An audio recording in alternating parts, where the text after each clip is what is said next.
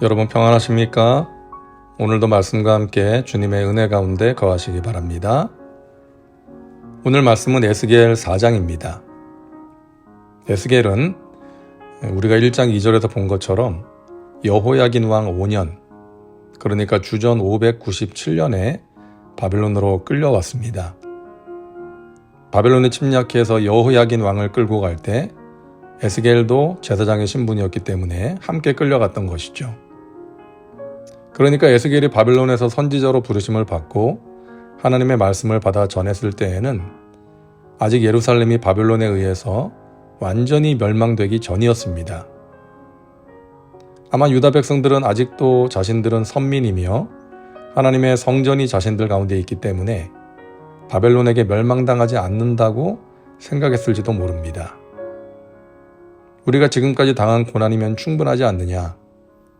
우리는 저 이방인들의 손에 의해 무너지지 않을 것이다 라고 생각했던 것이죠.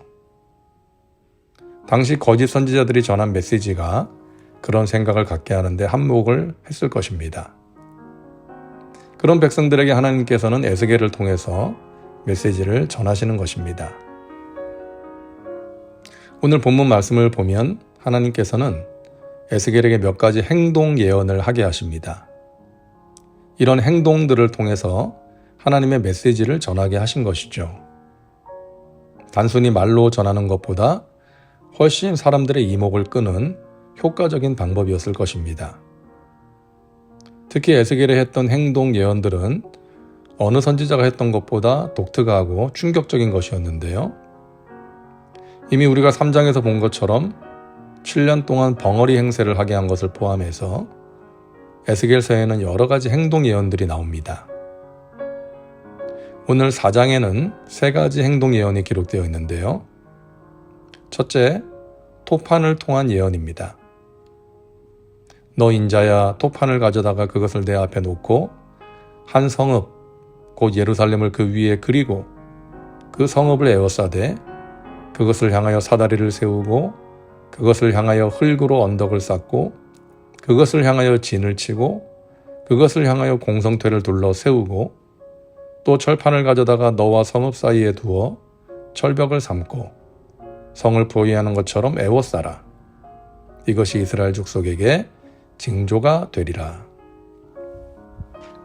에스겔은 하나님의 명령에 따라 토판에 예루살렘을 그리고 예루살렘 성 주위에 성을 공략할 때 사용하는 갖가지 기구들, 성을 올라갈 때 사용하는 사다리, 흙을 쌓은 언덕, 그리고 공성퇴를 그리거나 배치합니다. 바벨론 군대가 온갖 무기와 기구들을 동원해서 예루살렘을 공격할 것을 암시하는 것이죠. 그리고 하나님은 철판을 가져다가 에스겔 자신과 예루살렘 성 사이에 두라고 하십니다. 이것은 하나님과 예루살렘의 단절된 관계를 상징하는 것이죠. 침략자들이 예루살렘을 공격할 때 하나님은 개입하지 않으시고 그들의 음성을 듣지 않겠다는 것을 밝히시는 것입니다.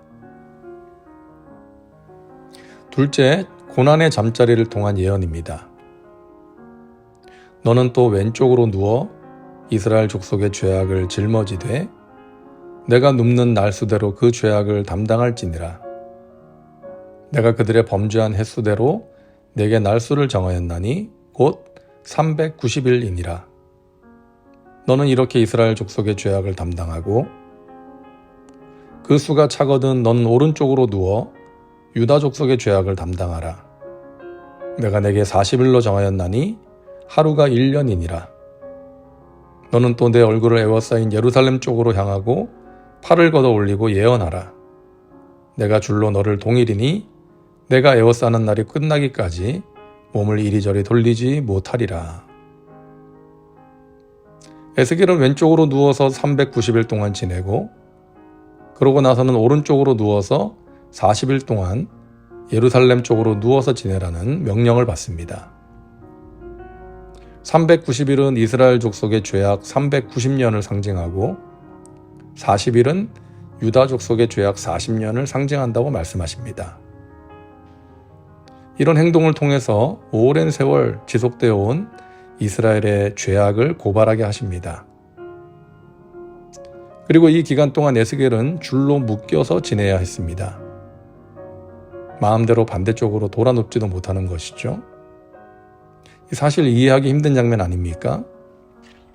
어떻게 430일 동안 줄에 묶인 채 한쪽으로 누워서만 지내겠습니까? 1년이 훨씬 넘는 시간인데요. 불가능한 일이죠. 아마도 매일 시간을 정해서 이런 행동을 한 것이지 24시간 내내 이렇게 지낸 것은 아니었을 겁니다. 어쨌든 사람들이 보는 앞에서 이런 행동을 하는 것은 쉬운 일은 아니었죠. 셋째, 열악한 음식을 통한 예언입니다.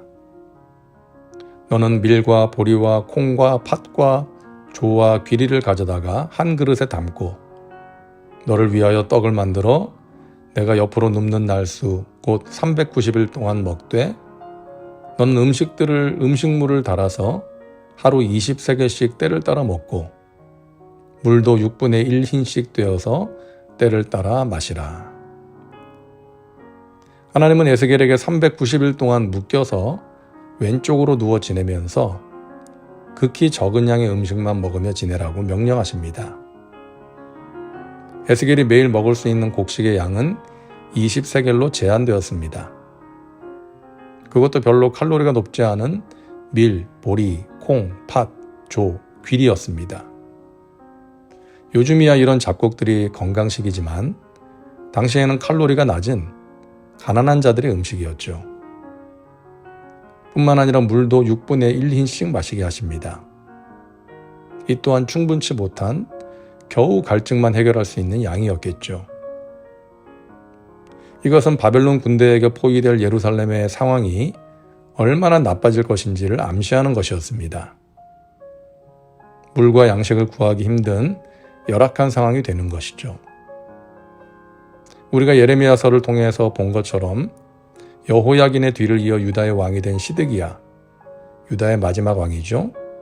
이 시드기야는 끝까지 버티다가 예루살렘 주민들에게 비참한 종말을 안겨주게 됩니다.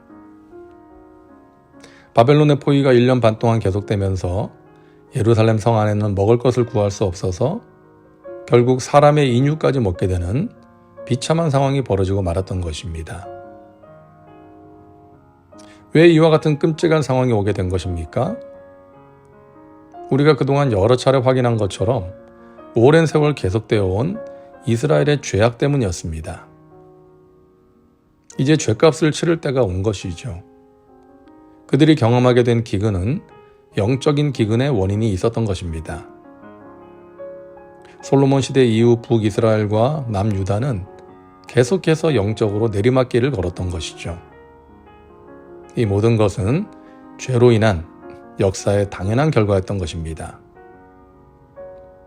우리는 하나님의 말씀과 역사의 교훈을 마음에 새기고 배워야 합니다. 하나님은 죄를 미워하십니다. 하나님이 아닌 세상의 다른 것들을 섬기고 따르는 죄에서 돌이키라고 말씀하십니다. 돌이키지 않으면 때려서라도 돌이키게 하십니다. 바벨론을 통해 유다를 치신 것처럼 세상을 통해서 믿는 자들을 징계하기도 하십니다.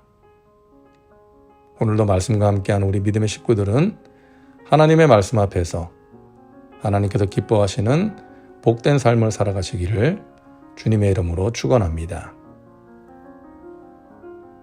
기도합니다. 사랑과 은혜가 풍성하신 하나님, 오늘도 말씀과 함께 살게 하시니 감사합니다. 하나님과의 언약 관계에 있었던 이스라엘이 이방 민족에 의해 무너졌습니다. 하나님께서 얼굴을 돌리셨습니다. 그들을 깨닫게 하시고 돌이키게 하시기 위해서였습니다. 이런 성경의 역사를 보면서 오늘날 우리 자신에게 적용할 수 있는 지혜를 주시옵소서. 우리 각 사람이 영적으로 깨어있게 하시고 하나님의 뜻을 분별할 수 있는 분별력을 주시옵소서. 하나님의 뜻에 순종할 수 있도록 성령님 우리를 붙들어 주옵소서. 예수님의 이름으로 기도하옵나이다. 아멘. 오늘도 말씀과 함께 은혜 가운데 거하시기 바랍니다. 여러분 사랑하고 축복합니다.